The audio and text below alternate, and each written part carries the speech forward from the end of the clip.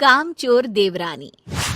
एक बार की बात है, सुषमा अपने पूरे परिवार के साथ खुशी खुशी मोहन नगर में रहती थी। उसकी 2 बहुएं थी, पल्लवी और शिवानी। एक दिन दोनों बहुएं रसोई में काम कर रही होती है कि तभी उनकी सास सुषमा उन्हें बुलाती है। अरे बहू, जरा इधर तो आना। शिवानी, जरा जाकर देखना सासू माँ क्या कह रही हैं। दीदी आप ही देख लो ना जाकर, आपको भी तो सुनाई दे रहा है। अरे मैं आटा गूंद रही हूँ ना, तुम चली जाओ। हाँ तो मैं भी तो सब्जी काट रही हूँ ना दीदी। अरे बहू जल्दी आओ। ओह, ये तो जाएगी नहीं, मैं ही जाकर देखती हूँ कि क्या करना है। पल्लवी सुषमा के कमरे में जाती है। जी मम्मी जी, क्या हुआ? शाम को घर पर कुछ मेहमान आने वाले हैं, तो तुम अच्छा सा खाना बना लेना बहू। ठीक है मम्मी जी, आप बता दीजिए क्या क्या बनाना है और कितने लोग आ रहे हैं। सुनील की मौसी जी और उनका पूरा परिवार आ रहा है। कुल मिलाकर 3 लोग और हमें मिलाकर हुए 9 लोग। तो अभी से ही तैयारी करना शुरू कर दो।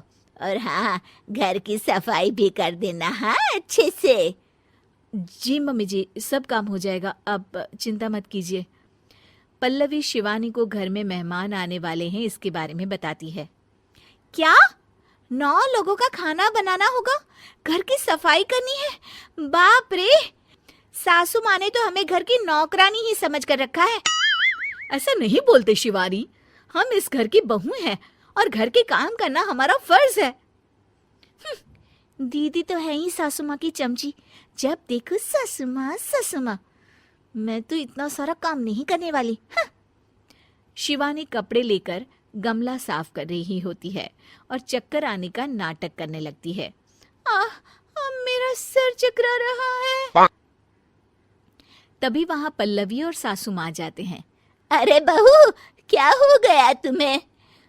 मम्मी जी, बहुत तेज सर में दर्द हो रहा है। तुम एक काम करो शिवानी, आराम कर लो। नहीं नहीं दीदी, घर में मेहमान आने वाले हैं, मुझे आपकी मदद करनी चाहिए। अरे कोई बात नहीं शिवानी, तुम आराम कर लो, मैं सब काम कर लूंगी। ठीक है दीदी, अगर आप इतना कह रही हैं तो आराम कर लेती हूँ। शिवानी आराम से अपने कमरे में मैगजीन पढ़ रही होती है। इसे कहते हैं आराम की जिंदगी। इतना सारा काम। चलो सारा काम खत्म हो गया, शिवानी को देख आती हूँ। शिवानी अपने कमरे में ईयरफोन में गाने सुनते सुनते सो जाती है और उसके साइड में मैगजीन भी रखी होती है। पल्लवी वहां आ जाती है और वो सब देखती है। ओहो, तो मतलब सब काम चोरी का बहाना था। अभी बताती हूँ इसको। घर का सारा काम मुझे करना पड़ा और ये महारानी यहाँ मैगजीन पढ़ रही है, गाने सुन रही है। पल्लवी रसोई से एक प्लेट और चम्मच लेकर आती है और शिवानी को थाली बजाकर उठाने लगती है। शिवानी अचानक से उठती है। उठ गई महारानी, गाने भी सुन लिए, मैगजीन भी पढ़ ली। तुम तो बहुत बड़ी झूठी निकली शिवानी। तुमने सर दर्द का बहाना बनाया ताकि काम करने से बच सको। हाँ बनाया बहाना, तो क्या करती, इतने सारे काम करती। मुझे कोई शौक नहीं है चापलूसी का। क्या चापलूसी? तुम्हें लगता है कि मैं सारे काम चापलूसी के लिए कर रही हूँ? नहीं तो क्या। तभी वहां सासू माँ आ जाती हैं। अरे बहू, वो लोग बस आने ही वाले हैं, तुम तैयारियां कर लो। जी सासू माँ, तुझे तो मैं बाद में देखती हूँ। सब खाना खाने बैठते हैं और खाना शुरू करते हैं। तभी सुनील की मौसी बोलती है।